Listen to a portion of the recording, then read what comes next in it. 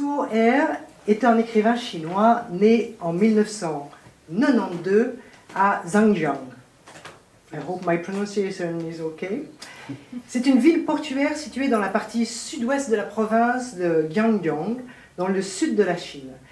C'est également une ancienne colonie française qui avait été rebaptisée Fort Bayard.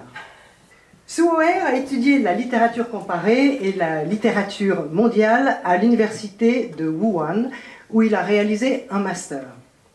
À ce jour, il est l'auteur d'un roman et d'un recueil de nouvelles écrits en mandarin, mais il écrit également en cantonais, m'a-t-il dit, que l'on peut traduire en français, parce qu'ils ne sont pas traduits en français, donc c'est pour vous donner une idée, pour le roman La nuit de l'abattage et pour les nouvelles Noncorrelation. I'm trying to give an idea of the title in French. Ces écrits ont été publiés dans les plus grands magazines littéraires chinois et ont reçu de nombreux prix, dont le 43e prix littéraire de la jeunesse de Hong Kong et une nomination en 2021 au titre de Most Promising Newcomer of the Year par le Southern Literature Festival. Il a également travaillé dans le domaine de l'édition, des médias et des expositions. Ses écrits traitent de la dispersion des cultures en Chine et de la vie des individus dans une Chine méridionale. Sa résidence au Château de Lavigny est d'une durée exceptionnelle de 3 mois, plutôt de 3 fois 4 semaines. Elle est organisée en partenariat avec la Fondation suisse pour la culture de Helvetia et son antenne à Shanghai. Et son projet pendant sa résidence, qui pourra peut-être évoluer, est d'explorer notre région, donc il est beaucoup en balade, d'explorer notre région pour en tirer un livre de voyage, un récit qui se concentrerait sur les minorités, a-t-il écrit, et plus particulièrement la diaspora d'origine chinoise vivant ici. Voilà. So. Thank you, Sophie. Hello, everyone. Thank you for having me here. Today I'm going to read it's a super short story from my story series, and it's not from that one published in a book. It's from another one published on the Max. And it's the story series kind of like a chronicle. Every year I just try to write 3 short stories based on the current events of the year. Basically, it's kind of set against the drawback of the past, present, and future. And actually, it's kind of like writing. It's like has been my ritual for me. Like, so okay, I'm going to read this one. And up before I reading the story, I will give you a foreword and and the foreword and the stories are translated by Anna Padilla Fornellis. Okay, when I wrote this piece of fiction, I thought, what kind of reality should we remember? It is clear that our lives are filled with a great deal of noisy, meaningless reality, and at the same time, there are unchanging, everyday realities that we moved forward according to the scale of time.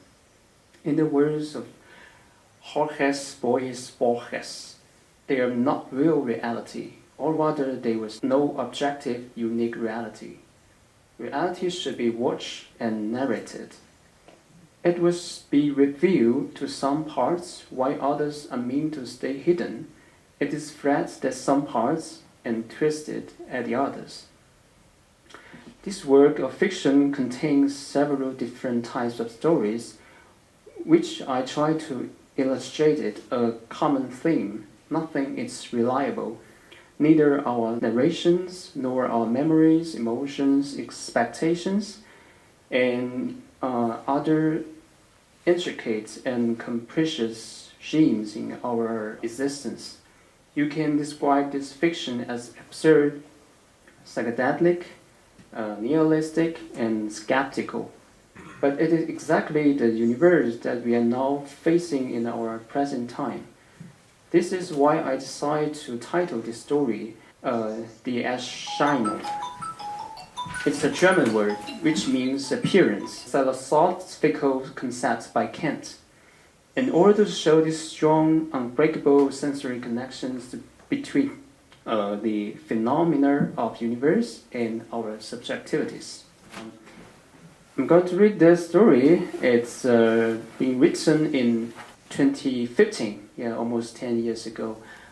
Wow, I just realized that. And I'm going to read it in Chinese at the beginning of the story, and then I go on in English. 50年前，四川生化研究所的科学家们首先培育出了一种战斗型宠物——卡姆拉。它是科学家们给它取的名字。它们有着尖锐有力的牙齿和前爪，以及几乎覆盖全身的坚硬外壳。唯一的弱点在后背正中央，一块被白毛点缀起来的柔软皮肤。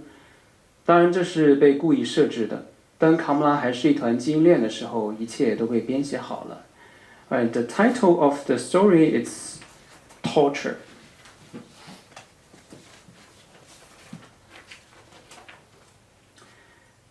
"50 years ago, scientists at Sichuan Biochemistry Research Institute developed the first combat pet and named it Camera.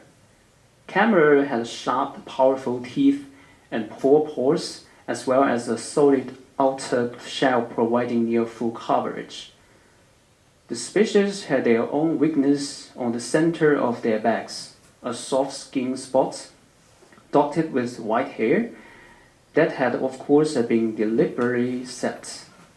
Everything had been written when cameras were still nothing but a gene sequence. Cameras had but one purpose, providing entertainment at big cities' arenas to Guangzhou, the children of the government officials. And indeed, they aroused the fanaticism of the elites of offspring at the time of their appearance.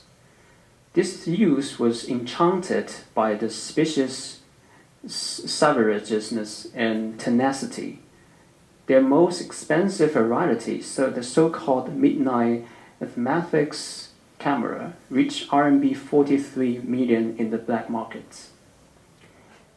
There are only 7 or 8 specimens of the midnight camera in the world, and their most brilliant record was born at the Lisbon Fighting Beast Tournament.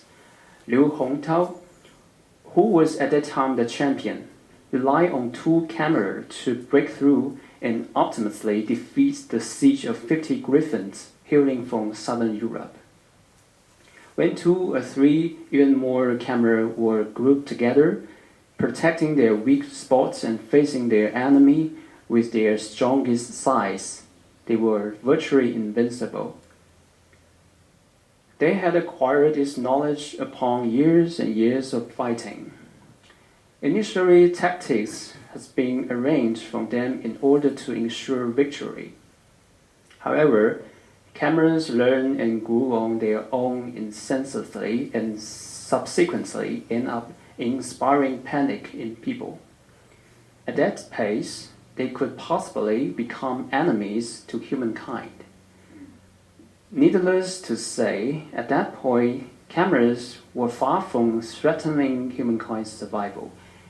They were like dogs, loyal and devoted to their owners. However, even the most faithful hounds will sometimes fail to recognize their keepers. It was right around this time that a random mishap happened in which the son of the Central Military Commission chairman met his demise at the hands of his very own camera. The chairman's son was a sadistic youth who used cigarette butts to burn the white hair on the back of his camera, which was promptly executed following the incident. The fuse, however, had been ignited. A few days later, the front page of Nirvana featured an editorial calling for the eradication of camera, signed by dozens of scientists of the old guard. The article was in fact rather lame and reek of behind-the-scenes manipulation. However, it was a highly efficient piece in that it reflected people's subtle mentality. It will also be said that it reverted this mentality to its benefits.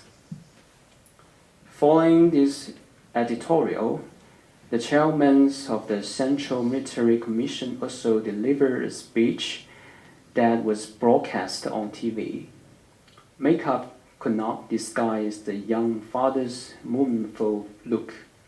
It announced that the government was prepared to capture, gather, and confine all cameras for the sake of the masses' safety. Soon afterwards, a nationwide operation was conducted by special police to seize and imprison all specimens of camera. Capturing them was one thing, but what to do with them? Either having them executed by firing squads or starved to death were sheer inhuman options. It was then that the Academy mission, aligning with the extreme far-right and Darwinist ideologies, suggests that the term shuttles were used to dispatch all cameras to an alternative, parallel universe. All observations pointed out to this parallel time and space being a very different world dominated by chaos and disputes and strewn with the bodies of the staff. It was a realm where the youth wore red armbands and keep busy smashing things around.